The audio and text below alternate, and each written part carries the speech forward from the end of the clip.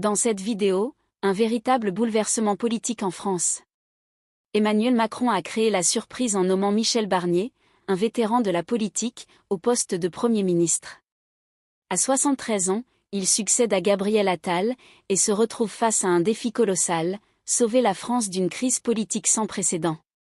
Sans majorité à l'Assemblée nationale, Barnier doit accomplir l'impossible en formant un gouvernement capable de survivre aux tempêtes parlementaires. Peut-il vraiment rétablir l'équilibre, ou est-il déjà condamné à l'échec? Restez jusqu'au bout pour découvrir tous les enjeux de cette nomination explosive. Le président français Emmanuel Macron a nommé jeudi l'ex-ministre et ancien commissaire européen de droite, Michel Barnier comme Premier ministre, a annoncé l'Élysée, 60 jours après des législatives qui ont débouché sur une Assemblée nationale dépourvue de majorité en France. Le plus vieux Premier ministre de la République Michel Barnier, 73 ans, succède au poste de chef du gouvernement à Gabriel Attal, 35 ans, qui en était le plus jeune. Il va devoir tenter de former un gouvernement susceptible de survivre à une censure parlementaire, pour mettre fin à la plus grave crise politique de ces 50 dernières années. Le président l'a chargé de constituer un gouvernement de rassemblement au service du pays et des Français, a déclaré l'Élysée dans un communiqué.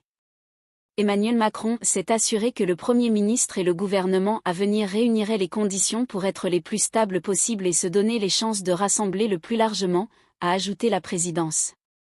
Michel Barnier, qui fut aussi candidat malheureux à la primaire du parti Les Républicains en vue de la présidentielle de 2022, hérite d'une tâche aux allures de mission impossible, tant aucune coalition viable n'a jusqu'ici émergé. En attendant, les ministres démissionnaires vont eux rester en fonction pour continuer de gérer les affaires courantes le temps des négociations. Vieux routier de la politique, Michel Barnier est réputé bon médiateur. Il a été le négociateur en chef de l'Union européenne pour le Brexit lorsque le Royaume-Uni a quitté le bloc continental.